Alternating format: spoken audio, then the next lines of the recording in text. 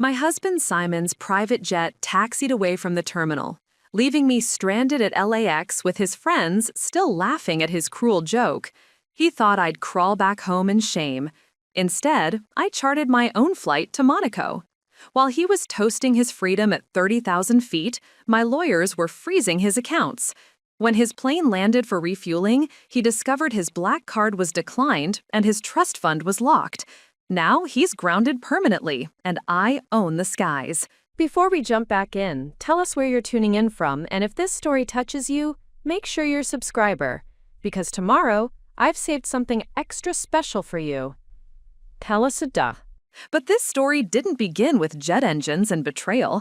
It started 18 months earlier, in the marble-walled boardroom where my life changed forever. The rain drummed against the floor-to-ceiling windows of McGowan & Associates as I sat across from my grandfather's attorney, Alan McGowan.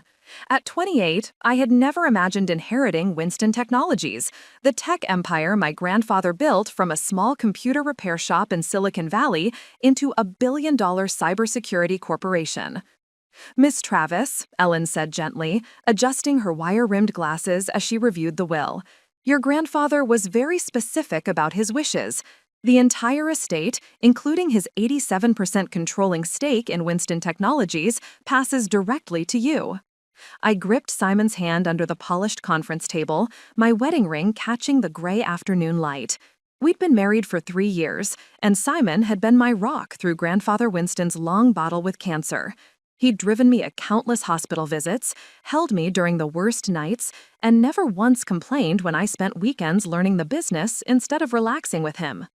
"Julia, darling," Simon whispered, squeezing my fingers, "you're going to be incredible at this." Grandfather had always been fond of Simon, appreciating his Harvard MBA and his work as a senior analyst at Goldman Sachs.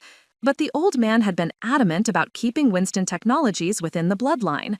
"Family businesses need visionary leadership," he'd often said during our Sunday dinners, "and Julia has the vision to take us into the future." The weight of that expectation settled on my shoulders as Ellen continued reading. Winston Technologies employed over 8,000 people across 12 countries. Our cybersecurity software protected major banks, government agencies, and Fortune 500 companies. Suddenly, I was responsible for all of it. "The transition period will be challenging," Ellen warned, as she handed me the keys to Grandfather's corner office. "The board will test you, your competitors will watch for weakness, and there will be difficult decisions about the company's direction." The first glimpse of the corporate headquarters from my new office window was overwhelming. 23 floors of glass and steel rising from the heart of Palo Alto, housing some of the most brilliant minds in cybersecurity. Every employee below relied on my leadership for their livelihood, their career growth, their family's security. "Your grandfather's final project notes are in this folder," Ellen said. "He was working on quantum encryption protocols that could revolutionize how we protect critical infrastructure. He wanted you to know that this technology represents the future of national security." I opened the folder with trembling hands, scanning pages of complex algorithms and strategic plans written in Grandfather's meticulous handwriting. His vision extended far beyond profit margins. He saw Winston Technologies as a guardian of democratic institutions, protecting the digital infrastructure that modern society depended upon. That evening, Simon surprised me with champagne and my favorite Thai takeout. As we sat at our Malibu apartment overlooking the Pacific, he raised his glass with that boyish smile that had first captivated me at Stanford Business School. "To Julia Travis, the youngest CEO in Winston Technologies history, your grandfather would be so proud." The first weeks were overwhelming. I'd worked summers at Winston Technologies during college and had been heading our emerging markets division for 2 years, but CEO responsibilities were entirely different. Supply chain disruptions, merger negotiations, personnel crises, and strategic decisions that could affect thousands of jobs, everything landed on my desk. Board meetings felt like gladiatorial combat. Clive Gunther, the chairman who'd served with Grandfather for 15 years, questioned every decision with the intensity of a prosecutor cross-examining a witness. Other board members, mostly men in their 50s and 60s who'd built their careers in an era when female CEOs were virtually non-existent, watched my every move for signs of weakness or inexperience. "Your grandfather's final project notes are in this folder," Ellen said. He was working on quantum encryption protocols that could revolutionize how we protect critical infrastructure. He wanted you to know that this technology represents the future of national security. I opened the folder with trembling hands, scanning pages of complex algorithms and strategic plans written in grandfather's meticulous handwriting. His vision extended far beyond profit margins. He saw Winston Technologies as a guardian of democratic institutions, protecting the digital infrastructure that modern society depended upon. That evening, Simon surprised me with champagne and my favorite Thai takeout. As we sat in our Malibu apartment overlooking the Pacific, he raised his glass with that boyish smile that had first captivated me at Stanford Business School. "To Julia Travis, the youngest CEO in Winston Technologies history," he toasted. "Your grandfather would be so proud." The first weeks were overwhelming. I'd worked summers at Winston Technologies during college and had been heading our emerging markets division for 2 years, but CEO responsibilities were entirely different. Supply chain disruptions, merger negotiations, personnel crises, and strategic decisions that could affect thousands of jobs, everything landed on my desk. Board meetings felt like gladiatorial combat. Clive Gunther, the chairman who'd served with grandfather for 15 years, questioned every decision with the intensity of a prosecutor cross-examining a witness. Other board members, mostly men in their 50s and 60s who'd built their careers in an era when female CEOs were virtually non-existent, watched my every move for signs of weakness or inexperience. "The Brennan Systems acquisition offer requires immediate response," Clive announced during my second week. "They're proposing a 30% premium over current market value for full corporate acquisition." "Brennan Systems is our primary competitor," I replied, feeling every eye in the room scrutinizing my response. "Selling to them would eliminate American leadership in critical cybersecurity technologies." "Business isn't about patriotism, Julia," board member Owen Presley interjected. "It's about maximizing shareholder value. Your emotional attachment to your grandfather's vision could cost us significant profits." The dismissive tone, the assumption that my concerns were merely emotional rather than strategic, ignited something fierce within me. This was exactly the kind of thinking grandfather had warned me about. People who saw quarterly profits as more important than long-term security and independence. "Winston Technologies wasn't built to be sold to the highest bidder," I said firmly. "It was built to protect American interests and democratic institutions. Those principles aren't negotiable." The room fell silent. Several board members exchanged glances that clearly communicated their skepticism about my leadership philosophy. But Clive nodded slowly, perhaps remembering similar conversations with my grandfather decades earlier. Simon became my lifeline during these turbulent first months. When I worked until midnight reviewing acquisition proposals, he'd bring me coffee and massage my shoulders. When board meetings left me feeling attacked and undermined, he'd listen patiently and offer insightful advice drawn from his financial background. "You're carrying too much alone," he said one evening as I struggled with a hostile takeover attempt from our German competitor, Brennan Systems. "I could help more directly. My expertise in corporate finance could take some pressure off you." I hesitated, remembering grandfather's warnings about maintaining clear leadership. The old man had built Winston Technologies through decisive action and unwavering vision. Sharing authority, even with someone I trusted completely, felt like diluting that legacy. But watching Simon's genuine concern, seeing how he'd sacrificed his own career advancement to support me through this transition, I felt my resistance melting. He'd turned down 2 promotion opportunities at Goldman Sachs to be available during my most challenging days. His dedication deserved recognition and reward. "Let me think about it," I said softly, leaning into his embrace. As spring turned to summer, I gradually found my footing.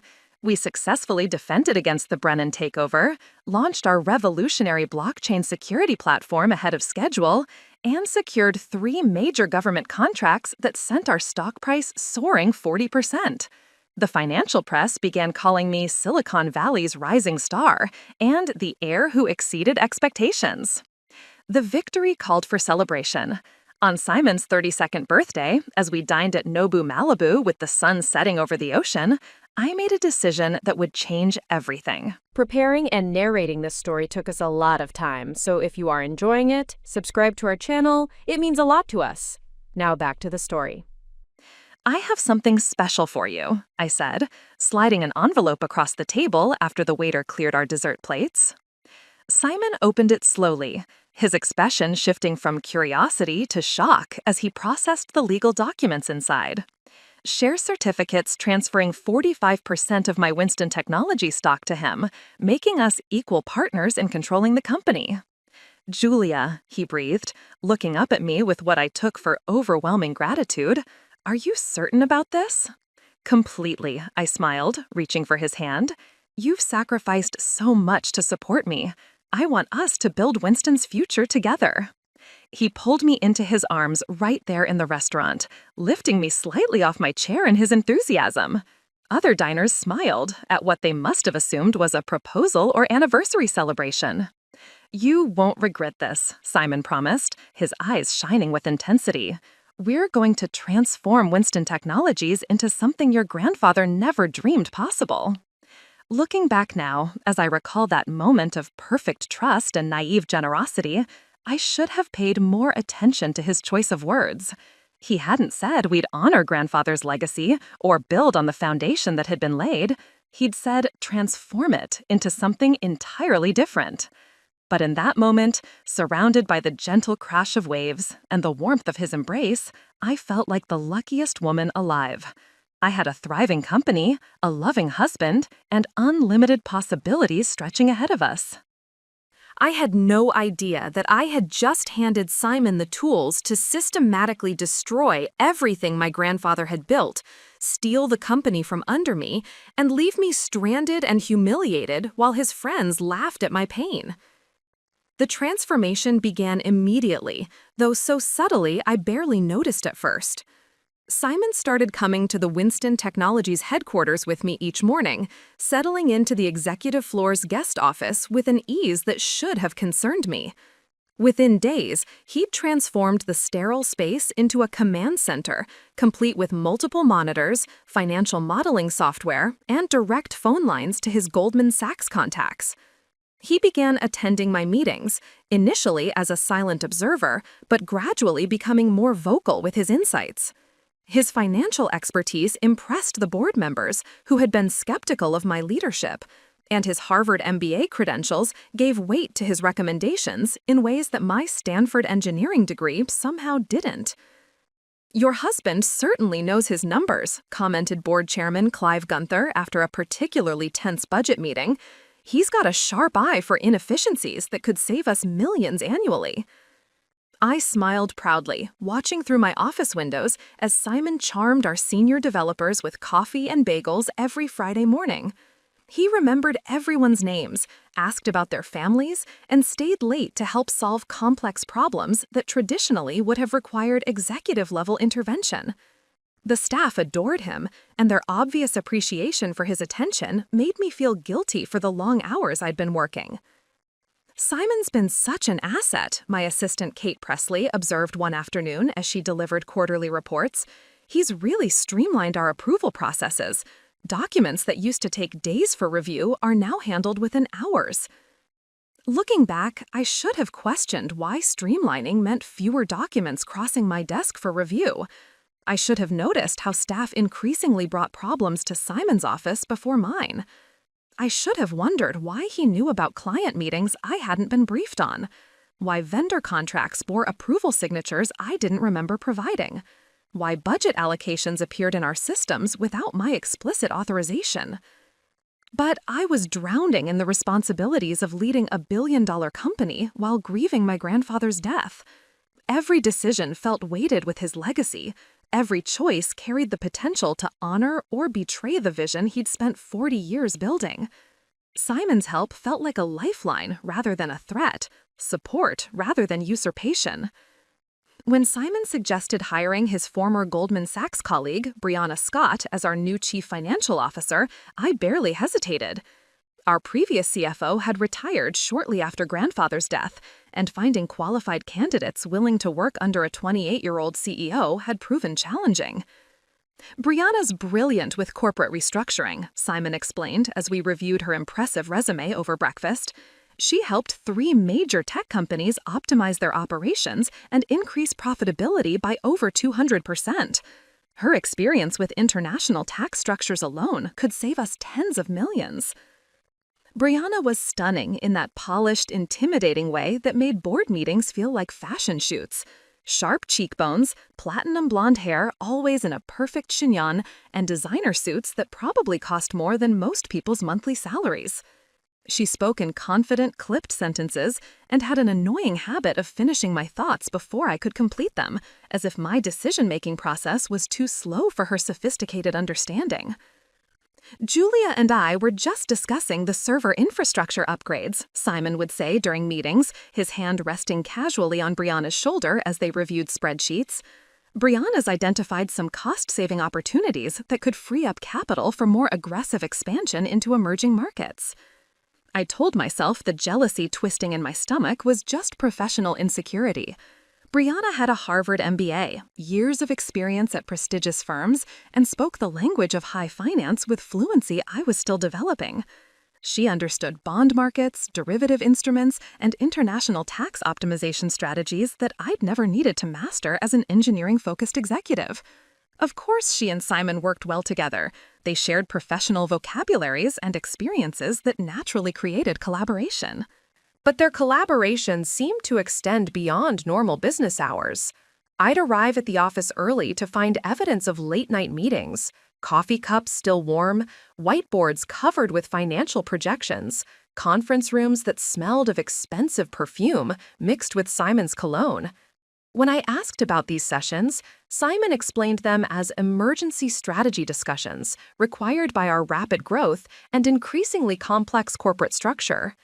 International expansion requires round-the-clock coordination, he said when I questioned why he'd been at the office until 3 a.m. on a Tuesday. European markets are opening when we're sleeping. Brianna's contacts in London and Frankfurt demand immediate responses to acquisition opportunities.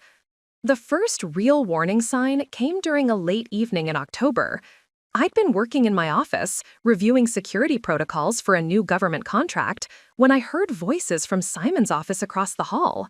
His door was slightly ajar, and I could see him and Brianna huddled over his laptop, their heads bent close together in a configuration that seemed more intimate than professional. "Don't worry about Julia," Simon was saying in a low voice I'd never heard before.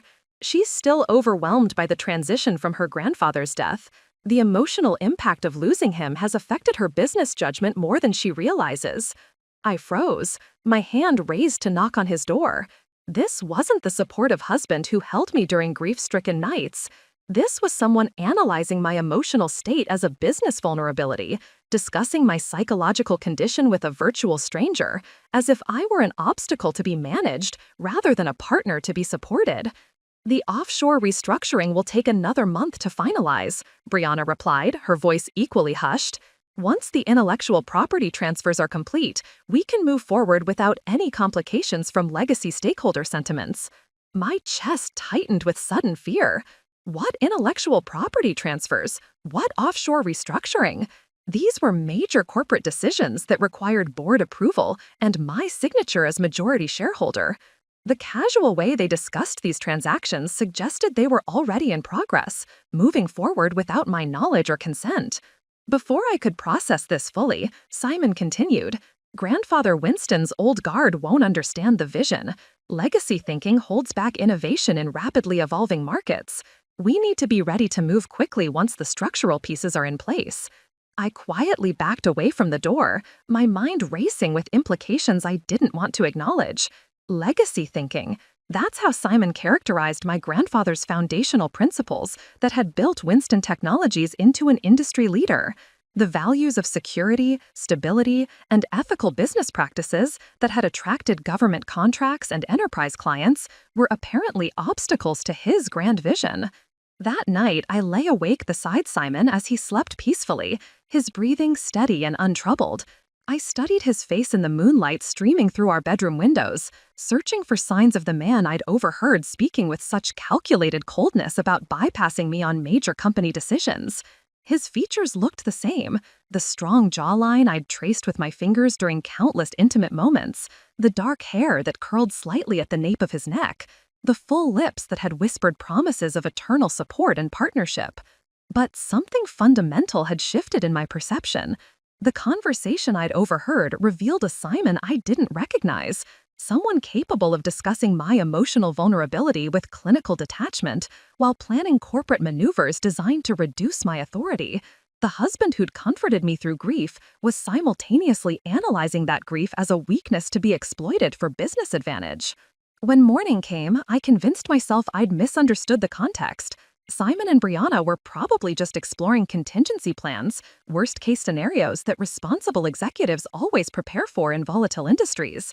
The offshore discussion could have been about tax optimization strategies that many corporations use legally to protect assets from international litigation risks. My grandfather himself had established similar structures during Winston Technologies' early expansion into European markets. I decided to give them the benefit of the doubt, but I also quietly began paying closer attention to documents crossing my desk. What I found over the following weeks made my stomach sink with growing dread. Small budget reallocations I didn't remember approving. New vendor contracts with companies I'd never heard of, many based in jurisdictions with banking secrecy laws that made financial transparency difficult. Personnel changes in key departments, including the sudden departure of our longtime head of security, Owen Reynolds, who'd been one of grandfather's most trusted allies and institutional memory keepers. Owen decided to pursue opportunities in the private sector, Simon explained when I asked about the departure. Brianna's identified a more cost-effective security solution through her consulting network that will save us nearly 30% annually while providing enhanced monitoring capabilities.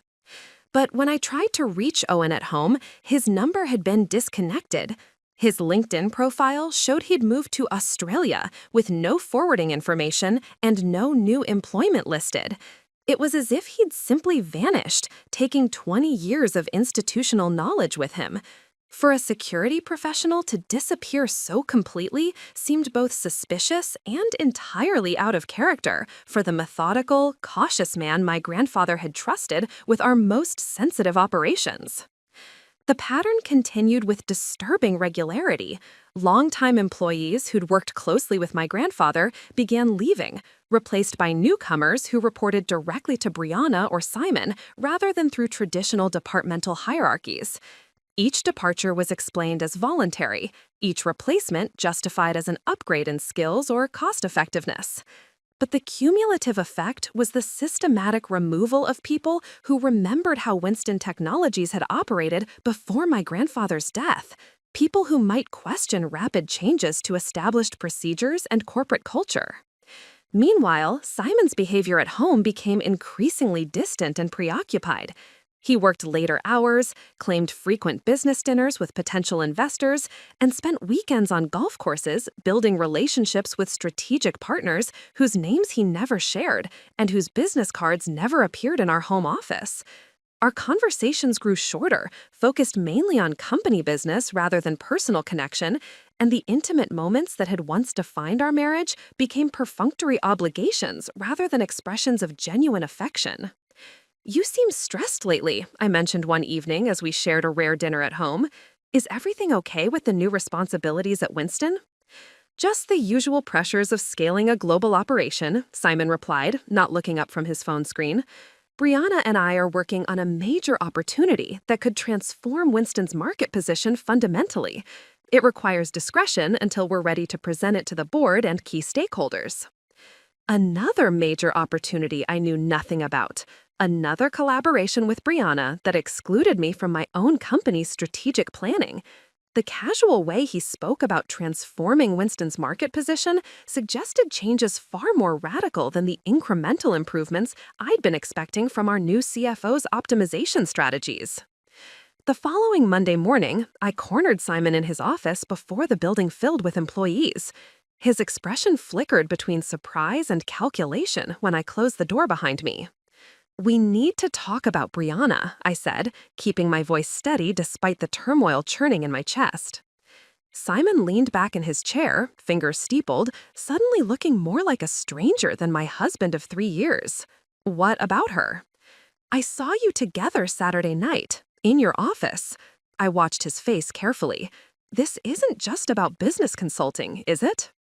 For a moment, something genuine flickered in his eyes. Was it guilt? Fear? But it vanished so quickly I might have imagined it. Julia, he said, standing and moving toward me with that concerned expression he perfected during my grandfather's illness. You're under enormous stress. The company pressures, the board's expectations. Maybe you misinterpreted what you saw. I know what intimacy looks like, Simon. Don't gaslight me. He stopped, shoulders sagging in apparent defeat. You're right. I've been struggling with feelings. The pressure of supporting you through this transition, watching you succeed while my own career stagnated at Goldman Sachs. He rubbed his temples. Brianna understands the corporate world in ways that make me feel valued professionally. The admission stunned me, not because he'd confessed, but because it sounded so reasonable, so human.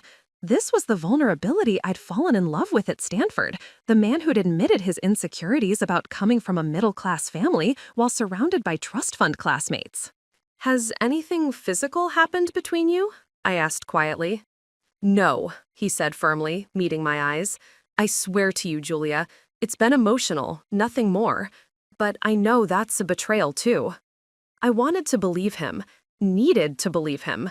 The alternative, that my marriage was over and my company was under siege, seemed too devastating to accept. I think we should try counseling, I said. Dr. Lena Gunther. She helped my college roommate through her divorce. Her marriage crisis. Simon nodded immediately. Yes, absolutely. I want to fix this, Julia. I want to fix us. Dr. Gunther's Beverly Hills office became our Tuesday evening sanctuary. In that neutral space, with its calming beige walls and soft lighting, Simon transformed back into the man I'd married, attentive, remorseful, committed to rebuilding our relationship. I've been maintaining appropriate professional boundaries with Brianna, he reported during our third session. All meetings include Kate or other staff members. No more private strategy sessions. That's encouraging progress, Dr. Gunther noted. Simon, how are you processing the feelings of professional inadequacy that contributed to this crisis? I've realized that supporting Julia's success is actually the greatest achievement of my career, Simon replied, reaching for my hand. Winston Technologies is our shared legacy now. I don't need to compete with her success. I need to celebrate it. For 6 weeks, things improved dramatically. Simon came home for dinner, brought me coffee during late work sessions, and even suggested weekend getaways to reconnect outside the corporate environment. At the office, he included me in meetings again, asked for my input on major decisions, and stopped the secretive conversations with Brianna. Your husband seems much more supportive lately, Kate observed one afternoon. He's been routing all major decisions through you again. I felt hopeful for the first time in months. Maybe the counseling was working. Maybe Simon had genuinely recognized how his professional insecurities had nearly destroyed our marriage and our business partnership.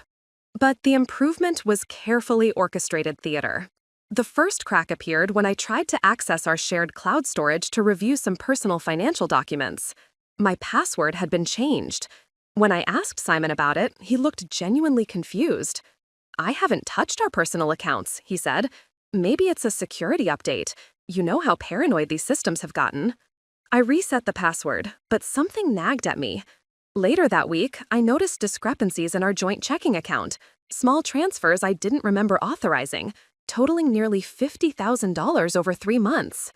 When I confronted Simon, he had an explanation ready. Those are tax optimization transfers, he said, showing me documents that looked official but somehow felt wrong. My accountant recommended moving funds through different accounts to minimize our liability on the capital gains from your stock appreciation. It sounded plausible. Simon had always handled our personal finances, and tax law was certainly complex enough to require professional management. But doubt crept in when I tried to contact his accountant directly and found the number had been disconnected. He retired suddenly, Simon explained. Health issues. I'm working with a new firm now, Presley & Associates. They're much more aggressive about wealth preservation strategies. More concerning was Brianna's continued presence despite Simon's promises. She hadn't been transferred or removed. Instead, she seemed more entrenched than ever. New hires reported directly to her, and major vendor contracts bore her signature rather than mine. The board requested that I handle routine operational approvals, Simon explained when I questioned why he'd signed a multi-million-dollar server upgrade contract without my review. They want you focused on strategic vision, not day-to-day management details. But I hadn't been informed of any such board request. When I checked the meeting minutes, there was no record of this decision. When I asked Board Chairman Clive Gunther about it directly, he seemed surprised. "We discussed streamlining approval processes," he said slowly, "but nothing that would bypass your authority on major expenditures. Perhaps there was a miscommunication?" The pattern continued. Decisions made in my name without my knowledge, staff changes I hadn't approved, financial commitments that appeared on our books without explanation. Each time I questioned something, Simon had a reasonable explanation, but the explanations never quite aligned with verifiable facts. Most troubling was the discovery that several of our key cybersecurity patents, the innovations that made Winston Technologies industry leaders, had been transferred to a subsidiary company I'd never heard of. When I demanded answers, Simon produced documentation showing I'd supposedly approved the transfers months earlier. "It's a standard intellectual property protection strategy," he insisted. "If Winston Technologies ever faced litigation, our core assets would be insulated in the subsidiary. It's brilliant defensive planning." But the signature on the transfer documents didn't look quite like mine, though it was close enough to pass casual inspection. And I had no memory of signing anything related to intellectual property transfers. "You were exhausted that week," Simon reminded me. "Remember? You had food poisoning and were working from home. Kate brought the papers to the house for your signature." I did remember being sick, sleeping poorly, signing documents Kate brought without reading them carefully. It was possible I'd approved something I didn't fully understand, but the nagging feeling persisted that something fundamental was wrong.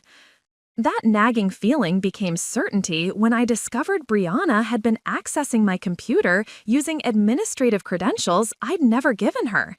The security logs showed late-night sessions when she'd reviewed confidential files, copied strategic documents, and even accessed my personal email. When I confronted Simon with this evidence, his mask finally slipped completely. "You're becoming paranoid, Julia," he said coldly. "The stress of leadership is clearly affecting your judgment. Maybe you should consider taking a leave of absence until you can think more clearly." This wasn't the vulnerable, remorseful husband from our counseling sessions. This was someone calculating and manipulative, someone who'd been playing an elaborate game while I'd been fighting to save our marriage.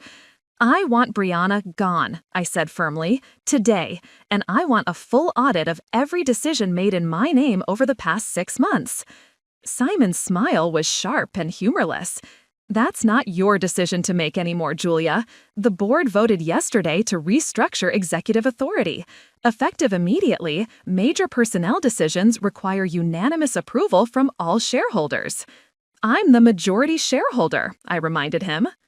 "Actually," he said, pulling out a legal document, "you're not. The intellectual property transfers included equity adjustments. Combined with my existing shares, Brianna's stock options, and the new investor group, you now hold exactly 49% of Winston Technologies." The room spun. I grabbed the edge of his desk to steady myself as the full scope of his betrayal became clear. While I'd been trying to save our marriage, he'd been systematically stealing my company. "You can't do this," I whispered. "It's already done," Simon replied. "The only question now is whether you want to be part of Winston's future or obstacle to it." The Winston Technologies annual gala was supposed to be my triumph. Instead, it became the stage for my complete humiliation. The Beverly Hills Hotel's Crystal Ballroom sparkled with 500 guests, investors, clients, industry leaders, and tech journalists who'd come to celebrate our record-breaking year. I'd spent weeks planning every detail, from the ice sculptures shaped like our logo to the slideshow highlighting grandfather's vision and our technological innovations. I wore the midnight blue Valentino gown Simon had surprised me with for our anniversary, my grandmother's diamond necklace catching the ballroom's crystal chandelier light. For a few hours, I felt like the successful CEO I'd worked so hard to become. "Ladies and gentlemen," Simon announced, taking the microphone after dinner, "tonight we celebrate not just Winston Technologies' achievements, but our exciting future." I smiled from my seat at the head table, expecting him to call me up for my prepared remarks about our new quantum encryption breakthrough. Instead, his next words froze my blood. "I'm thrilled to announce that Winston Technologies will be merging with Brennan Systems, creating the world's largest cybersecurity conglomerate." Gasps rippled through the ballroom. My champagne glass nearly slipped from my trembling fingers. The German company that had tried to acquire us 2 years ago? The merger I knew nothing about? "This partnership," Simon continued smoothly, "will accelerate our global expansion under new leadership structure. I'm proud to introduce our new Chief Technology Officer, Brianna Scott, and our strategic partners from Brenner Systems who will guide us into the next decade." I smiled from my seat at the head table, expecting him to call me up for my prepared remarks about our new quantum encryption breakthrough. Instead, his next words froze my blood. "I'm thrilled to announce that Winston Technologies will be merging with Brennan Systems, creating the world's largest cybersecurity conglomerate." Gasps rippled through the ballroom. My champagne glass nearly slipped from my trembling fingers. The German company that had tried to acquire us 2 years ago? The merger I knew nothing about? "This partnership," continued smoothly, "will accelerate our global expansion under new leadership structure. I'm proud to introduce our new Chief Technology Officer, Brianna Scott, and our strategic partners from Brennan Systems who will guide us into the next decade." The spotlight found Brianna at a nearby table, radiant in a red gown that screamed power and victory. She stood gracefully, waving to the crowd as if she'd been planning this moment for months, which, I realized with dawning horror, she probably had. Simon never mentioned my name, not once during his 20-minute presentation about Winston's future. I sat frozen at the head table, 500 pairs of eyes occasionally glancing my way with confusion and pity, while my husband announced the systematic dismantling of everything my grandfather had built. When he finally returned to our table, his smile was pure triumph masquerading as concern. "Surprised?" he whispered, leaning close enough that his breath tickled my ear. "The board approved everything yesterday in emergency session, something about protecting company interests during a period of leadership instability." "Leadership instability?" I managed to whisper back. "Your recent erratic behavior, missing meetings, questioning routine decisions, paranoid accusations about staff loyalty." His hand found mine under the table, squeezing just hard enough to hurt. The board felt intervention was necessary. Around us, conversation buzzed with excitement about the merger. Industry contacts approached our table with congratulations and questions about implementation timelines. I smiled mechanically, nodding at appropriate moments while my world crumbled. Later, locked in the hotel's marble bathroom, I frantically called Ellen McGowan. "Julia, thank God!" Ellen's voice was tight with concern. "I've been trying to reach you all day. The emergency board meeting, the merger announcement, none of this was properly authorized." "What do you mean?" I whispered, pressing my phone closer to my ear as other guests entered the bathroom. "The bylaws require 72 hours notice for any meeting involving major corporate changes. Yesterday's session was called with 4 hours notice, and several board members weren't even present. It's legally questionable at best." "But Simon said they voted." 3 people voted, Julia, out of 7 board members, and 2 of them were Brianna and Simon himself, voting shares that may not be legally valid if the intellectual property transfers were fraudulent. Hope sparked in my chest. "Can we challenge this?" "We need to move fast. I'm filing emergency injunctions first thing Monday morning. But Julia, Ellen paused, there's something else. I've been investigating the offshore subsidiary where your patents were transferred. It's owned by a shell company in the Cayman Islands. The ultimate beneficiary appears to be a trust controlled by Brianna Scott. The bathroom spun around me. Not only had Simon stolen my company, he'd given it to his mistress. That night, I lay awake researching everything I could find about Brianna Scott. Her LinkedIn profile showed an impressive career trajectory, but something nagged at me about the timeline. Her supposed 3 years at Goldman Sachs overlapped with a period when she'd claimed to be getting her MBA at Wharton. Her references from previous tech companies led to disconnected phone numbers or companies that had mysteriously dissolved. By dawn, I'd uncovered the truth. Brianna Scott didn't exist, at least not the version Simon had presented. The real Brianna was a mid-level analyst who'd been fired from 2 firms for financial irregularities. The brilliant consultant who'd supposedly transformed major corporations was an elaborate fiction. "You've been played," I told Simon over breakfast, spreading my research across our kitchen island. "Your brilliant CFO is a fraud." Simon barely glanced at the documents. "You're grasping at straws, Julia. Even if some details in her background are embellished, her work speaks for itself. Her work has been systematically looting my company." He corrected coldly.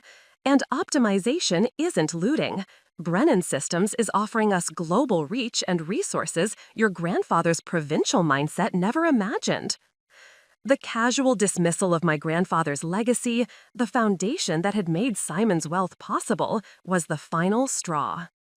"I want a divorce," I said quietly. Simon's coffee cup paused halfway to his lips. "Excuse me?" "You heard me. I want out of this marriage, and I want you out of my company." He set down his cup with deliberate care. That would be inadvisable. Divorce proceedings would trigger media scrutiny of Winston Technologies just as we're finalizing the merger. Your grandfather's legacy could be damaged irreparably by the scandal. "You mean your merger could be damaged?" "I mean, your family's reputation could be destroyed." His voice carried a new edge of menace. "Corporate wives who publicly attack their husband's business decisions don't fare well in court or in society. Ask anyone." "Are you threatening me?" "I'm offering you a choice. Play along with the transition, maintain dignity, and retain some role in Winston's future. Or fight this and lose everything in a very public, very ugly battle that will destroy both your company and your reputation." That weekend, Simon announced our planned trip to Monaco for the International Cybersecurity Conference. A second honeymoon of sorts, he told his friends John Travis and Sean McGowan over dinner at our Malibu home. Julia's been under stress with the merger transition. A few days on the French Riviera will help her adjust to the new reality. John and Sean exchanged knowing glances. They'd been Simon's fraternity brothers at Stanford, trust fund heirs who treated life like an elaborate game where the rules only applied to other people. "Monaco in March is perfect," John agreed. "Private beaches, excellent casinos, and far enough from Los Angeles that business pressures can't intrude." "Exactly," Simon smiled, his hand resting possessively on my shoulder. "Julia needs distance from all the negativity surrounding the merger. Sometimes a change of perspective helps people accept inevitable changes." The way he said "accept inevitable changes" made my skin crawl. This wasn't a reconciliation trip. This was something else entirely. Monday morning brought the confirmation of my worst fears. Ellen called with devastating news about her emergency injunction. "The judge denied our motion," she said, her voice heavy with defeat. "Simon's legal team anticipated our challenge and filed counter motions, alleging that you're experiencing stress-related decision-making impairment. They provided medical opinions suggesting you're not competent to make major corporate decisions." "Medical opinions from whom? I haven't seen any doctors." "Dr. Lena Gunther, your marriage counselor. Apparently, Simon obtained her professional assessment that you're exhibiting signs of severe anxiety and depression that compromise your business judgment. The betrayal cut deep. Dr. Gunther had violated patient confidentiality to support Simon's corporate coup. Even our therapy sessions had been weaponized against me. There's more, Ellen continued. Simon's accelerated the Monaco trip. You're scheduled to leave Thursday instead of next week. And Julia, I think you should know that Brianna Scott has also booked flights to Nice on Friday. The trap was closing. Monaco wasn't a second honeymoon. It was the final act in Simon's plan to remove me from Winston Technologies permanently. And I had less than 3 days to figure out how to fight back. Ellen, I said, making a decision that would change everything. I need you to do something for me. Something that might seem crazy, but could save everything. What do you need? Book yourself a flight to Monaco. We're going to beat them at their own game. Thursday morning arrived with the kind of crisp Los Angeles sunshine that made deception seem impossible.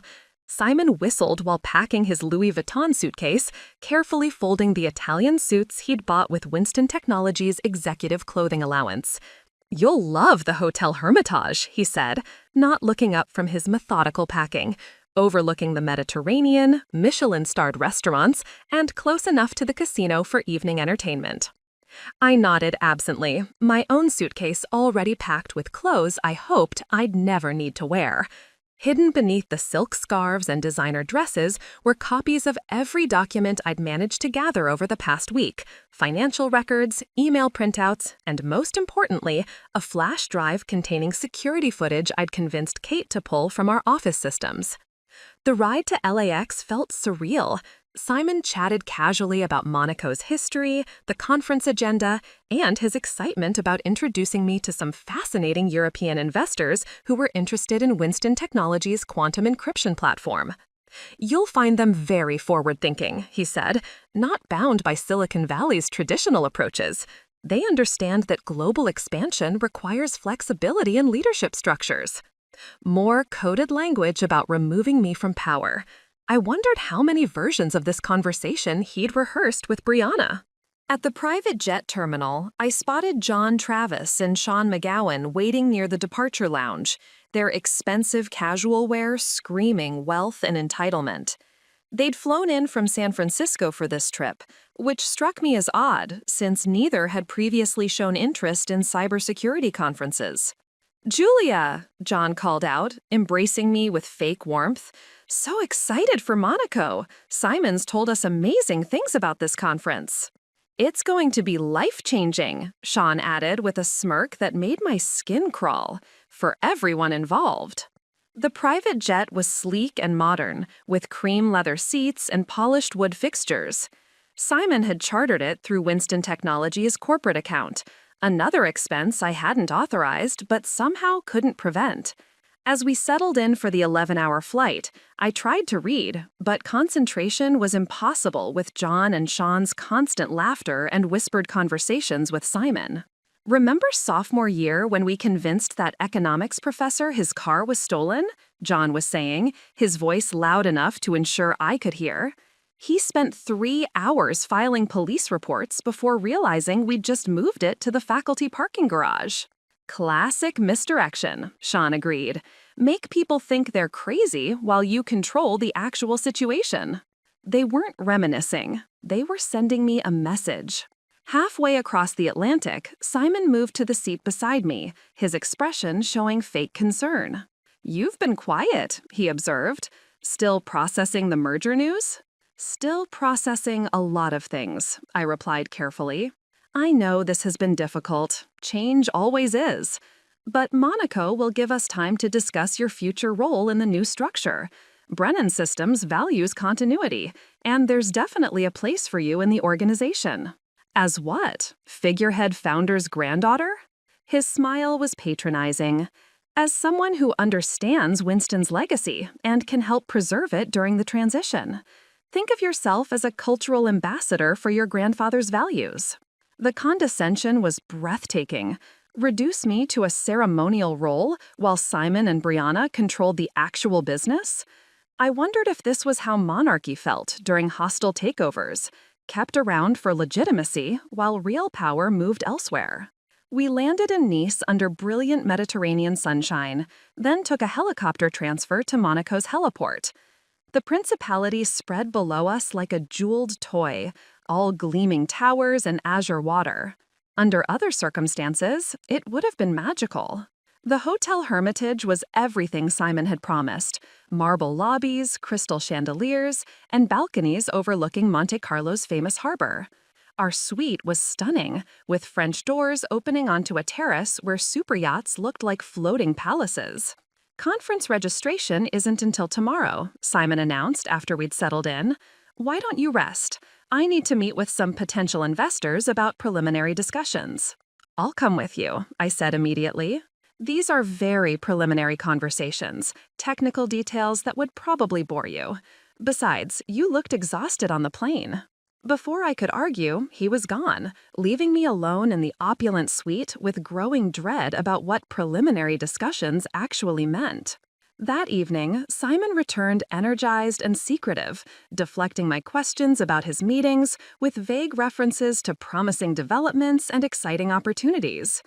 We had dinner at the hotel's rooftop restaurant, where he seemed distracted, constantly checking his phone and scanning the room as if expecting someone.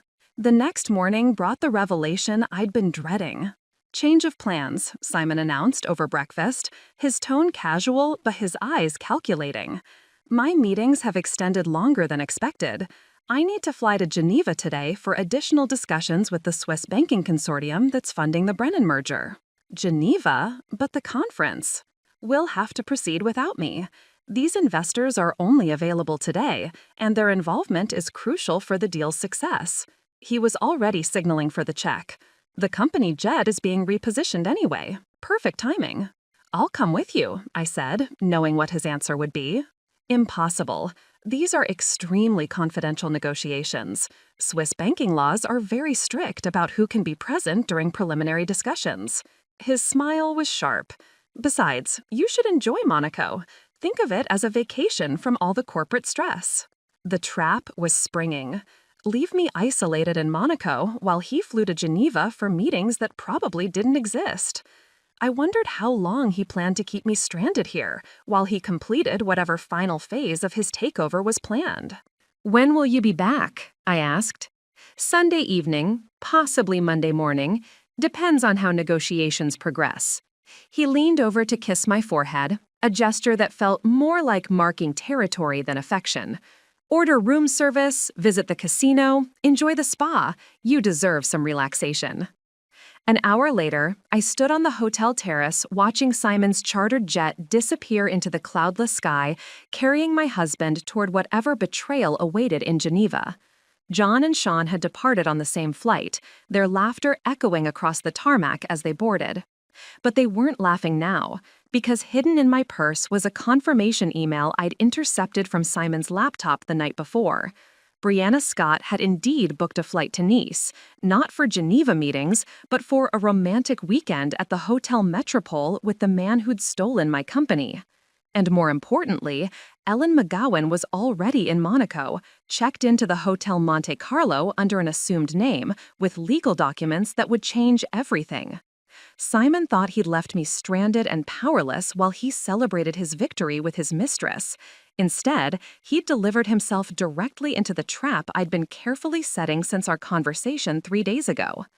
In less than 24 hours, I would crash his celebration in a way that would strip away everything he'd stolen and leave him grounded permanently. But first, I needed to make one very important phone call to confirm that my own chartered jet was ready for departure. "Ellen, it's Julia. Are you secure?" I spoke quietly into my phone, standing on the Hotel Hermitage's private balcony overlooking the Mediterranean. "Completely. I'm at the Monte Carlo, registered under Sarah Matthews. The legal documents are ready, and I've established contact with Judge Morrison's office in Los Angeles. She's agreed to review our emergency filing via secure video conference." I felt the first spark of genuine hope in months. Judge Morrison had been my grandfather's law school classmate and understood the tech industry's complexities better than most jurists. "What's our legal position?" I asked. Stronger than I initially thought. The forensic accountants I hired found smoking gun evidence. Simon and Brianna have been systematically transferring Winston Technologies' assets to shell companies, but they made a critical error. The intellectual property transfers require your signature as the original patent holder's heir, regardless of your current shareholding percentage. But I signed those transfer documents when I was sick. The signatures were forged, Julia. We had them analyzed by 3 independent handwriting experts. Simon never expected anyone to scrutinize them this closely. Ellen's voice carried satisfaction. We can prove fraud, which invalidates every transaction they've made since October. The magnitude of this revelation stunned me. Not only had Simon betrayed our marriage, he'd committed federal crimes to steal my company. There's more, Ellen continued. I tracked down Owen Reynolds in Australia. Your former head of security didn't retire voluntarily. Simon threatened to fabricate charges against him if he didn't disappear quietly. Owen's willing to testify about the systematic intimidation of employees who questioned recent changes. Will his testimony hold up in court? He kept detailed records, emails, recorded conversations, even security footage of meetings where Simon explicitly discussed removing legacy obstacles from the company. Owen was documenting everything because he suspected corporate espionage. Smart man. Grandfather had hired Owen specifically because of his paranoid attention to security details. What about the medical evaluation that Dr. Gunther provided? I asked. Completely inadmissible. She violated patient confidentiality and exceeded her professional scope by making corporate competency assessments. The California Medical Board is launching an investigation, and her testimony could result in license suspension. Each piece of Ellen's updates strengthened my resolve. Simon had constructed his takeover on a foundation of lies, forgery, and intimidation. Now that foundation is about to crumble. What's our timeline? I asked. Judge Morrison will hear our emergency motion Monday morning Los Angeles time. If she grants it, Winston Technologies' accounts will be frozen immediately, all recent transactions reversed, and Simon's corporate authority suspended pending investigation.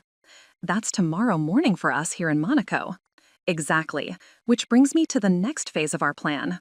Ellen's voice took on a conspiratorial tone. I've been monitoring Simon's activities through the private investigation firm we hired. He's not in Geneva for banking meetings. Where is he? The Hotel Metropole, 3 blocks from your current location. He checked in yesterday afternoon under an assumed name, but our investigator confirmed his identity. Brianna arrived this morning on a commercial flight from Nice. The betrayal still stung, but now it felt like evidence rather than personal devastation.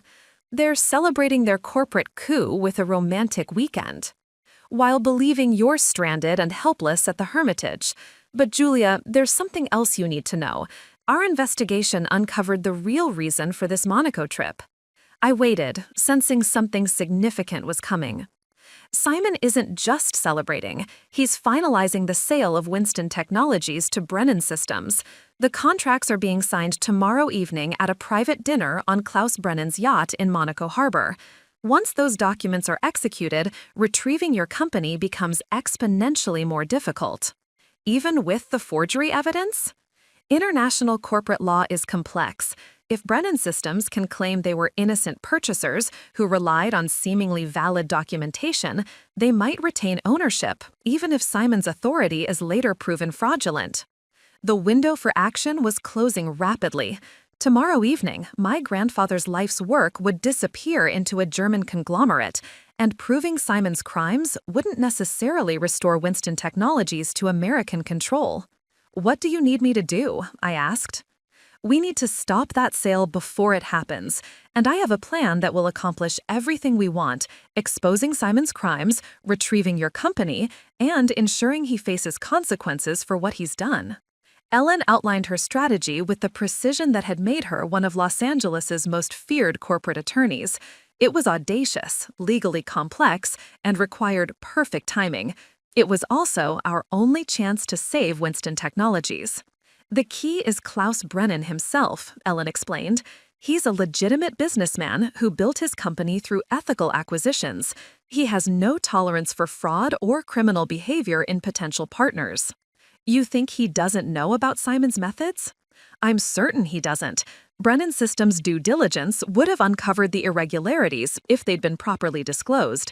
Simon has been presenting Winston Technologies as a willing seller with unanimous board approval and clear ownership structure. When Brennan discovers the truth, he'll terminate the acquisition immediately and potentially pursue legal action against Simon for misrepresentation. No major corporation wants to be associated with corporate theft and forgery. The plan was elegant in its simplicity. Rather than trying to stop the yacht dinner through legal injunctions that might not reach international waters in time, we would attend as invited guests and present Klaus Brennan with evidence of Simon's crimes during the signing ceremony itself. How do we get invited to a private dinner we know nothing about officially? I asked. You're Simon's wife and the supposed willing seller of Winston Technologies. Klaus Brennan specifically requested to meet you before finalizing the acquisition. Simon has been making excuses about your absence, but Brennan insisted that tomorrow's dinner include all principal stakeholders. Simon will never agree to bring me. He won't have a choice. I'm going to call him in 1 hour with a message from Brennan's legal team. They're requiring your presence as a condition of completing the transaction. Simon can either produce his supposedly willing wife or watch the deal collapse. For the first time since this nightmare began, I felt like myself again. Not the betrayed wife or the embattled CEO, but the strategic thinker my grandfather had trained me to be. What about our legal timing? I asked. Judge Morrison's ruling will come through during the dinner. If everything proceeds as planned, Simon will discover his frozen accounts and suspended corporate authority while surrounded by the very people he's been trying to impress. And if something goes wrong? Ellen's voice was firm. Then we have backup plans, but Julia, I don't think anything will go wrong. Simon's arrogance has made him careless. He's so confident in his victory that he's walked directly into our trap. As I hung up the phone, I felt a transformation completing itself. The hurt and confused woman who'd discovered her husband's betrayal was gone, replaced by someone harder and more focused, someone ready to fight for what was rightfully hers. Tomorrow evening, on Klaus Brennan's yacht in Monaco Harbor, I would take back everything Simon had stolen. And when his friends, John and Sean, saw their college buddy's empire collapse in real time, they would finally stop laughing. The game was about to begin, and I intended to win. Ellen's plan worked perfectly. At exactly 2 p.m. Monaco time, Simon's phone rang while he was presumably enjoying lunch with Brianna at the Hotel Metropole. I watched from my balcony as a black sedan pulled up to the Hermitage's entrance 30 minutes later. Simon stormed into our suite, his face flushed with barely controlled rage. Behind him trailed Brianna, looking less composed than I'd ever seen her, her platinum hair slightly disheveled and her designer dress wrinkled. "What the hell did you do?" Simon demanded, his voice dangerously low. "I'm not sure what you mean," I replied calmly, not rising from the chair where I'd been reading. "How was Geneva?" "Don't play games, Julia. Brennan's legal team just called. They're insisting you attend tonight's dinner as a condition of finalizing the acquisition. They want to meet the willing seller in person." I set down my book with deliberate care. That's interesting. I wasn't aware there was a dinner tonight, or that I was supposed to be a willing seller of anything. Brianna stepped forward, her voice sharp with accusation. "You've been interfering with the negotiations. Somehow you've convinced Brennan that your consent is required for the transaction." "My consent is required," I said simply. "I'm still the majority shareholder, regardless of whatever shell game you two have been playing with subsidiary companies and forged documents." The color drained from Simon's face. "What are you talking about?" "I'm talking about the handwriting analysis that proves I never signed the intellectual property transfers. I'm talking about the forensic accounting that traces every fraudulent transaction you've made since October. I'm talking about Owen Reynolds, who's very much alive in Australia and very willing to testify about the systematic intimidation of Winston Technologies employees." Brianna's hand moved to her throat, fingers nervously toying with her necklace.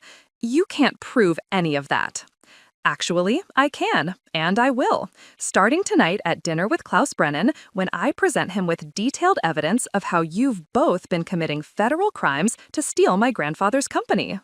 Simon began pacing, his composure finally cracking completely. You're bluffing.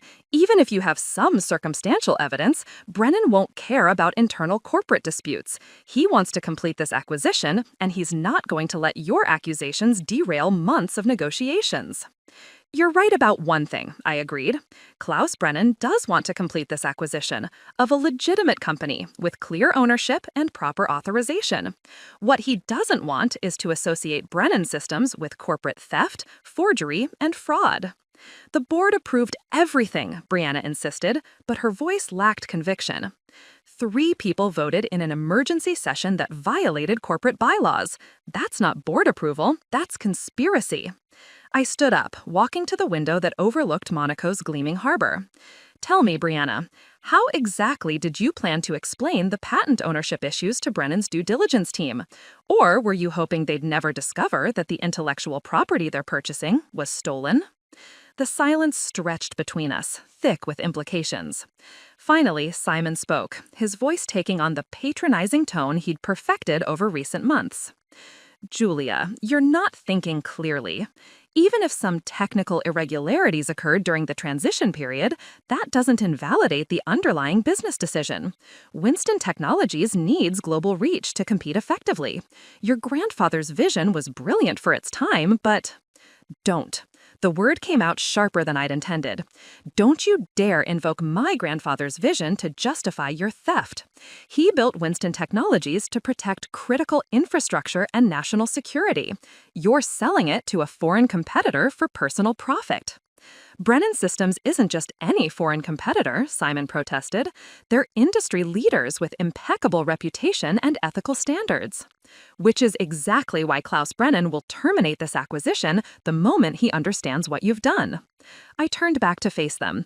You've built this entire deal on lies, Simon. Lies about board approval, lies about my consent, lies about your authority to sell company assets. What did you think would happen when the truth came out? Brianna's phone buzzed with a text message. She glanced at it, and her face went pale. What is it? Simon asked. My bank, she whispered. They're questioning recent large deposits. They want documentation proving the fund's legitimate origin. I smiled, though there was no warmth in it. That would be the forensic accounting investigation Ellen initiated. Banks are required to report suspicious activity involving corporate funds, especially when those funds can't be traced to authorized transactions. Simon's phone started ringing. He glanced at the caller ID, and his expression shifted to panic. Winston Technologies' chief financial officer, he said unnecessarily. This is probably about quarterly reports. Answer it, I suggested. I'm curious what our CFO has to say about the current state of company finances. Simon hesitated, then declined the call. Immediately, another call came through from a different number, then another. Within minutes, his phone was buzzing constantly with incoming calls from board members, department heads, and business partners. Something's wrong, Brianna said, her voice barely above a whisper. Something's very right, I corrected.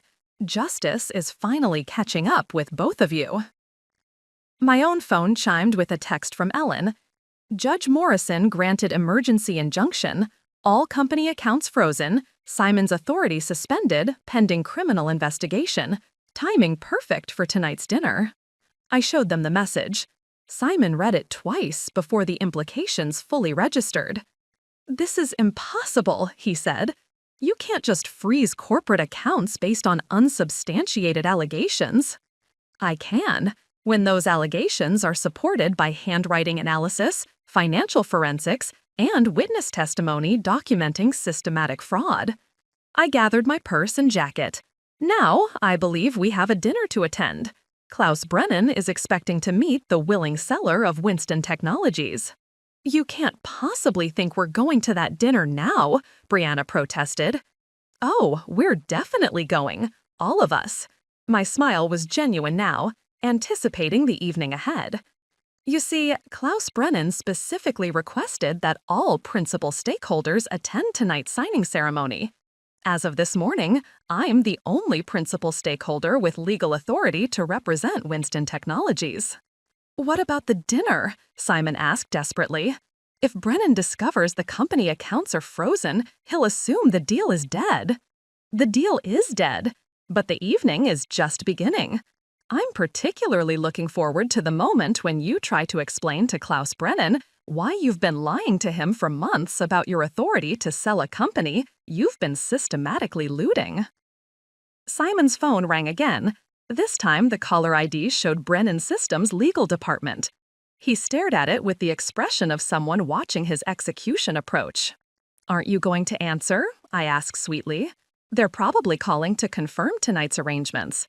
I'd hate for Klaus to think we're not taking this seriously." As Simon reluctantly answered the phone, his conversation confirming that Klaus Brennan expected all three of us aboard his yacht at 8 o'clock, I felt the final pieces of my strategy clicking into place.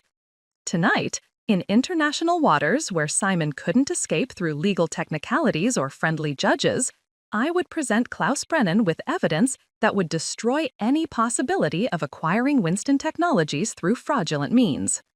More importantly, I would do it in front of John Travis and Sean McGowan, who would witness their Stanford fraternity brothers' complete destruction in real time. By morning, Simon would be facing federal charges, Brianna would be unemployed and under investigation, and I would be flying back to Los Angeles as the undisputed CEO of Winston Technologies. The trap was set. The prey had walked directly into it, and in 6 hours, I would spring it with surgical precision. The evening Mediterranean breeze carried the scent of salt and expensive perfume as we approached Klaus Brennan's meta-yacht in Monaco Harbor. The Teutonic Star was a floating palace, 400 feet of gleaming steel and glass that made even the neighboring superyachts look modest by comparison. Simon adjusted his tie nervously as our launch pulled alongside the yacht's boarding platform. Beside him, Brianna clutched her designer purse with white knuckles, her earlier confidence replaced by barely concealed panic. Both had spent the afternoon fielding increasingly urgent phone calls from lawyers, accountants, and board members demanding explanations for the frozen accounts and suspended corporate authority. "Remember," Simon whispered as crew members secured our launch, "let me handle the conversation. Don't say anything that could complicate the negotiations." I smiled serenely. "Don't worry, Simon. I'll let you do all the talking. Right up until the moment I don't." Klaus Brennan greeted us personally at the yacht's reception area, a distinguished man in his 60s with silver hair and the bearing of someone accustomed to command. His handshake was firm, his English accented but precise. "Mrs. Travis," he said, using my maiden name deliberately. "Finally, we meet. I've been very curious about the granddaughter of Winston Travis. Your grandfather was a legend in our industry." "Thank you, Mr. Brennan. He would have been honored by your interest in his company." Klaus's eyes sharpened. "Would have been? You speak as if the interest is past tense." Before I could respond, Simon stepped forward with his practiced charm. "Julia's still adjusting to the transition, Klaus, the emotional aspects of selling the family business, you understand." "I understand completely," Klaus replied, though his gaze remained fixed on me. "Family legacies are precious things. They shouldn't be surrendered lightly." The dinner was held on the yacht's upper deck, with panoramic views of Monaco's glittering coastline. The table was set for 8, Klaus and his wife Helena, their chief legal counsel, Simon, Brianna, myself, and, to my surprise, John Travis and Sean McGowan. "I invited your husband's business partners," Klaus explained as we took our seats. "They spoke so enthusiastically about Winston Technologies' potential under new management." John and Sean flanked Simon, their expressions smugly confident. They'd clearly expected tonight to be their friend's triumph, the culmination of months of systematic corporate theft disguised as business acumen. "Julia's been the real visionary behind Winston's recent growth," John said, raising his wine glass, "though she's been wise enough to delegate operational authority to those with more extensive corporate experience." "Fascinating," Klaus replied. "And you feel comfortable with this delegation, Mrs. Travis?" The moment had arrived. Ellen was seated at a nearby table, posing as a guest while recording everything on hidden cameras. In my purse was a flash drive containing every piece of evidence we'd gathered about Simon's crimes. "Actually, Mr. Brennan, I need to clarify something important about tonight's proceedings," I said, my voice carrying clearly across the table. "I haven't delegated any authority to sell Winston Technologies because I never had any intention of selling my grandfather's company." The silence that fell over the table was absolute. Klaus set down his wineglass with deliberate care. "I'm sorry, could you repeat that?" "Winston Technologies is not for sale," I continued calmly. "Furthermore, my husband has no legal authority to negotiate its sale, and any documentation suggesting otherwise has been obtained through fraud and forgery." Simon's face went white. "Julia, what are you doing?" "I'm telling the truth, which is something you've apparently forgotten how to do." I opened my purse and withdrew the flash drive. "Mr. Brennan, this contains evidence that Simon has been systematically stealing assets from Winston Technologies for the past 8 months, using forged signatures and falsified board resolutions to transfer company ownership to shell corporations controlled by his mistress." Brianna's wineglass slipped from her fingers, shattering against the deck. "You can't prove any of that." "Handwriting analysis, forensic accounting, witness testimony, and security footage suggest otherwise." I handed the drive to Klaus. "Everything is documented in excruciating detail." Klaus's legal counsel immediately inserted the drive into his laptop. As the evidence files opened, his expression shifted from professional interest to shock to outright horror. "Mein Gott," he whispered in German, then switched to English. "Klaus, this shows systematic corporate theft, forged signatures, fraudulent transfers, intimidation of employees."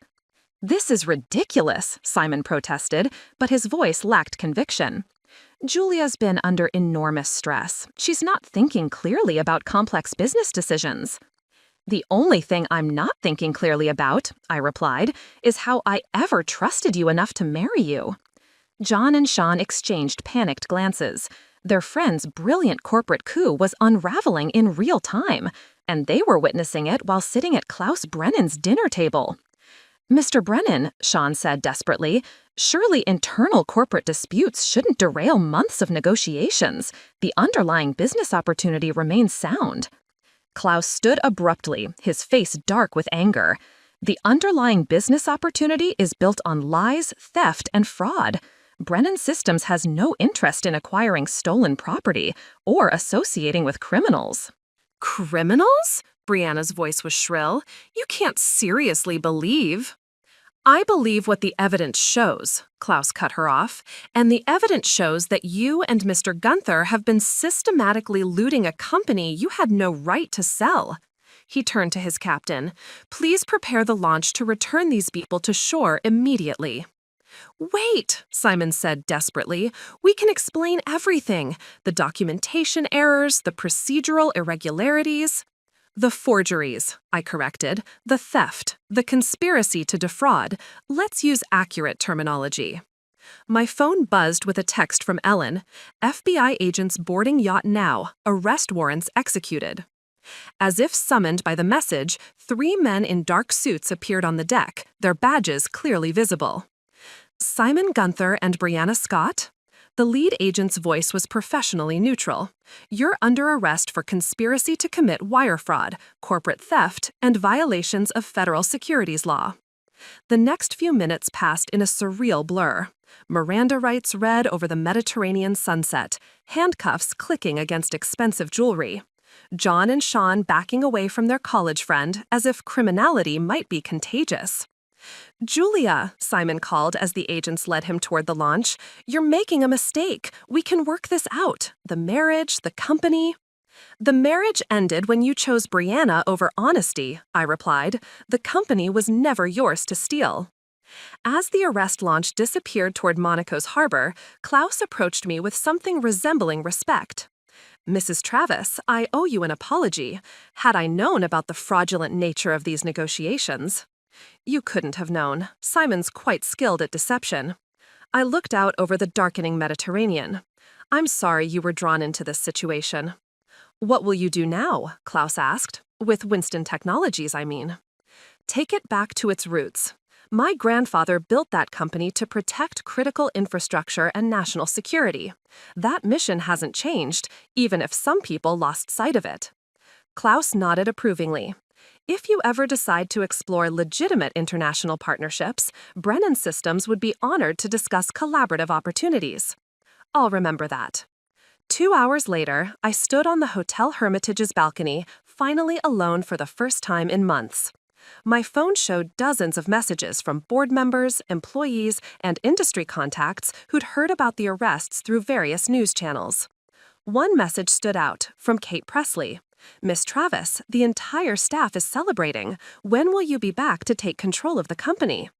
I typed back, tomorrow evening, time to rebuild. Below in the harbor, the lights of Monaco glittered like scattered diamonds. Somewhere in the city, Simon and Brianna were beginning their journey through the criminal justice system. Tomorrow, I would begin my journey back to the CEO's office my grandfather had always intended me to occupy. The girl who generously shared power with her husband was gone. In her place stood someone harder, wiser, and utterly committed to protecting what her family had built. Winston Technologies would survive this betrayal and emerge stronger, and I would make certain that no one ever again mistook kindness for weakness or trust for naivete.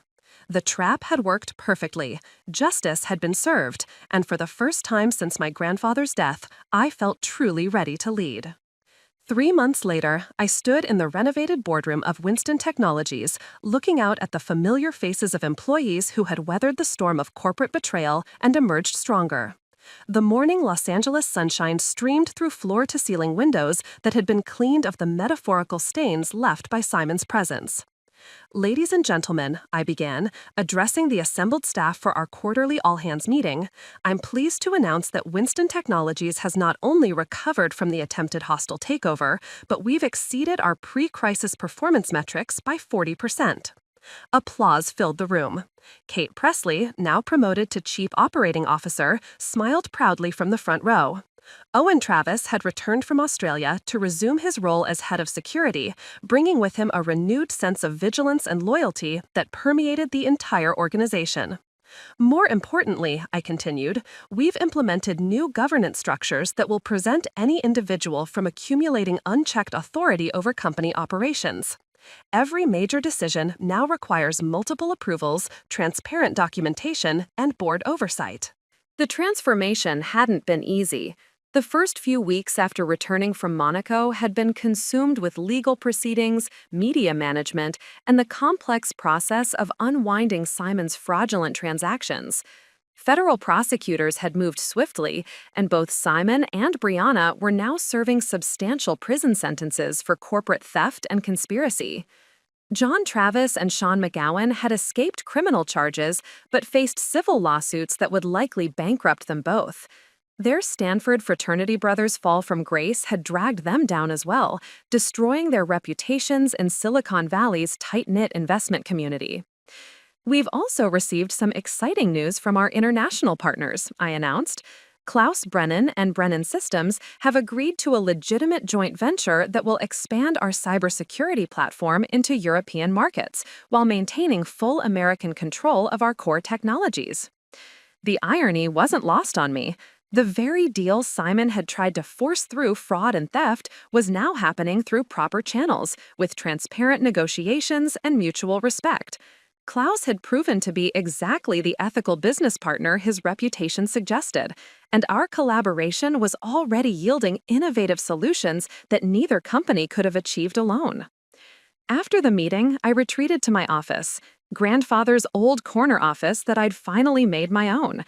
The space had been completely redesigned, maintaining the warm wood paneling and leather furniture that evoked Winston Technologies' history, while adding modern touches that reflected my vision for the company's future. On my desk sat 2 framed photographs. The first showed grandfather at the original Winston storefront, his proud smile captured forever in black and white. The second was more recent, a photo of our entire staff taken at last month's company picnic, their faces reflecting the confidence and security that came from working for a leader they could trust. Ellen McGowan knocked on my office door, entering with the final legal documents from the Simon Gunther case. "The asset recovery is complete," she announced, setting a thick folder on my desk. "Every penny Simon and Brianna stole has been returned to Winston Technologies, along with substantial penalties and interest. The offshore accounts have been closed, and all fraudulent subsidiary companies have been dissolved." "What about the personal damages?" I asked. "The divorce settlement was finalized yesterday. You retained sole ownership of all marital assets, including the Malibu house. Simon's legal fees and restitution payments have left him essentially bankrupt." Ellen's smile was professionally satisfied. "Justice has been served rather thoroughly." I nodded, feeling a sense of closure that had been months in the making. The betrayal still stung, but it no longer defined my daily experience. I'd learned to channel that pain into positive change, both personally and professionally. "There's one more thing," Ellen said, pulling out a smaller envelope. "A letter from Simon, delivered through his attorneys.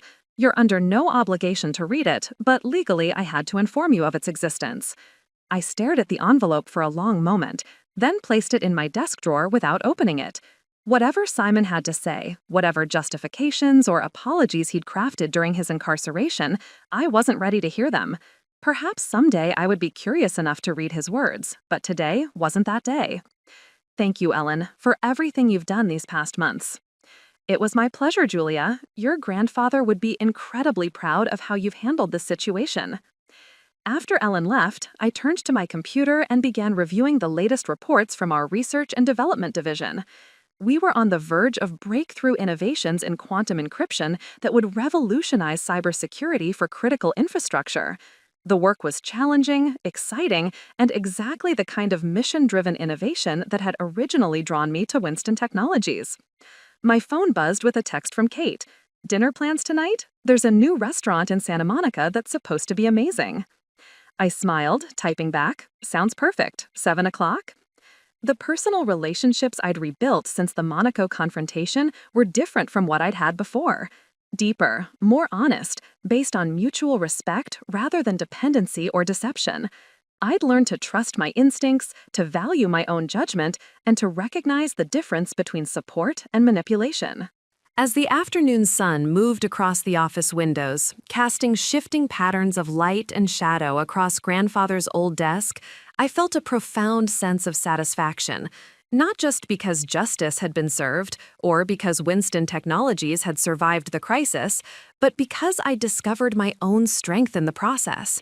The woman who had generously shared power with an undeserving husband was gone. In her place stood someone who understood that true leadership meant protecting what mattered, making difficult decisions, and never again confusing kindness with naivety.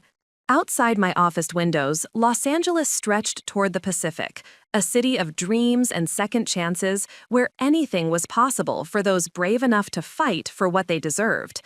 I had fought, I had won, and I was just getting started. The phone on my desk rang, a call from a potential client whose critical infrastructure needed the kind of protection only Winston Technologies could provide. I answered with confidence, ready to build on the foundation my grandfather had created and the strength I'd discovered within myself. This was my company. This was my legacy, and no one would ever take it from me again. 6 months after the Monaco confrontation, I found myself back at LAX, but this time the circumstances couldn't have been more different. Instead of being abandoned on a rain-soaked tarmac, I was boarding my own company jet, legitimately purchased with Winston Technologies' recovered assets, heading to London for a cybersecurity summit where I would be the keynote speaker. "Miss Travis," my new assistant Lena Scott said as she handed me the morning briefings, "the London Times wants to confirm your interview schedule for tomorrow. They're particularly interested in your perspectives on corporate governance and fraud prevention." I smiled, accepting the folder. The irony of Lena sharing a surname with my former tormentor wasn't lost on me. But this Lena was everything Brianna had pretended to be: intelligent, ethical, and genuinely committed to Winston Technologies' mission. "Tell them I'm available after the summit concludes. I'm happy to discuss how companies can protect themselves from internal threats." As the jet taxied down the runway, I reflected on how completely my life had transformed. The scared, betrayed woman who'd watched Simon's plane disappear into storm clouds had been replaced by someone who understood her own worth and refused to compromise it for anyone. The London summit was a triumph. My presentation on cybersecurity leadership in the digital age received a standing ovation from an audience of industry leaders, government officials, and academic researchers. During the Q&A session, a journalist asked about the highly publicized corporate theft case that had made international news. "What advice would you give to other business leaders who might face similar betrayals?" she asked. "Trust your instincts," I replied without hesitation. "When something feels wrong, investigate it. When people show you who they really are, believe them. And never, ever assume that love or loyalty will prevent someone from betraying you if the stakes are high enough." The audience murmured appreciatively. In the front row, Klaus Brennan nodded approvingly. Our legitimate partnership had exceeded all expectations, creating innovations that were revolutionizing cybersecurity across 2 continents. After the summit, I had dinner with Klaus and his wife Helena at their London penthouse.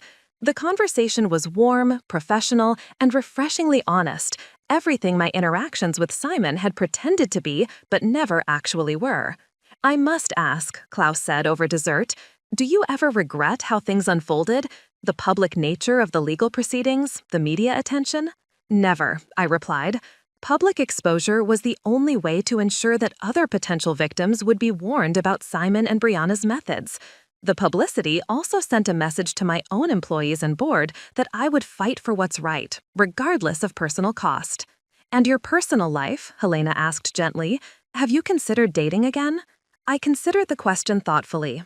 Over the past months, I'd focused entirely on rebuilding Winston Technologies and discovering who I was outside of my marriage. The process had been liberating in ways I hadn't expected. "I'm not opposed to it," I said finally, "but any future relationship will be built on fundamentally different principles: complete honesty, shared values, and absolute respect for each other's autonomy. I'll never again confuse dependency with love or manipulation with support." The flight back to Los Angeles gave me time to process the week's events. I'd spoken to audiences totaling over 3,000 people, signed preliminary agreements for 2 major new partnerships, and received invitations to join 3 prestigious corporate boards. The recognition was gratifying, but more importantly, it represented validation of the path I'd chosen. As we descended toward LX, I noticed storm clouds gathering on the horizon, a reminder of that terrible night when Simon had abandoned me here. But this time, I was in control of my own transportation, my own destiny, and my own future. Kate met me at the private terminal with updates on the latest Winston Technologies developments. We'd secured 2 major government contracts, hired 50 new employees, and our stock price had reached an all-time high. "There's one more thing," Kate said as we walked toward my car. "John Travis called. He's asking for a meeting." I paused, surprised. Simon's former friend had been notably absent from all public discussions since the Monaco arrests. What does he want? He wouldn't say, just that it was important and personal. I considered it. John had enabled Simon's behavior, laughed at my humiliation, and participated in the cruel psychological games that had preceded my abandonment. But he'd also been a peripheral figure rather than a central conspirator. "Schedule it for next week," I decided, "in the office with you present. I'm curious what he has to say." The meeting, when it occurred, was awkward and revealing.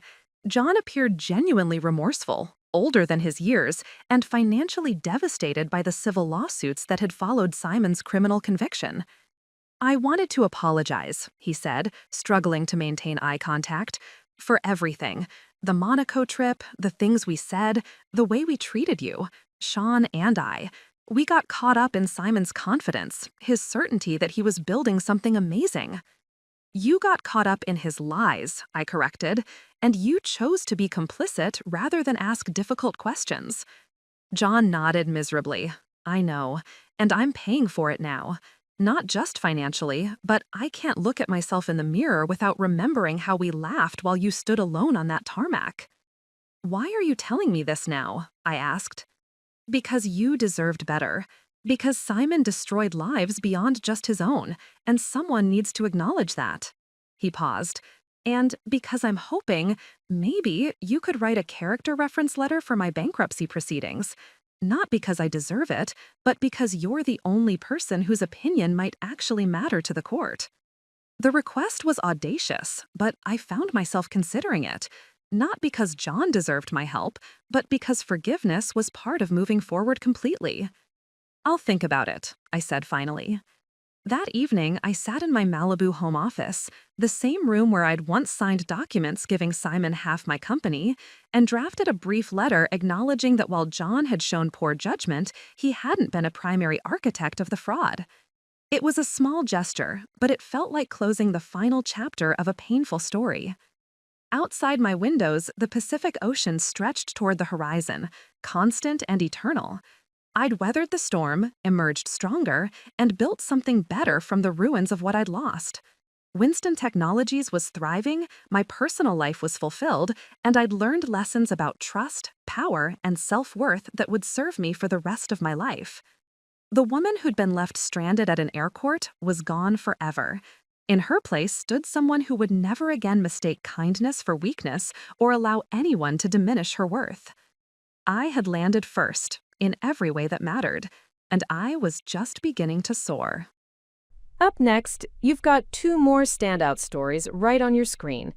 If this one hit the mark, you won't want to pass these up. Just click and check them out. And don't forget to subscribe and turn on the notification bell so you don't miss any upload from us.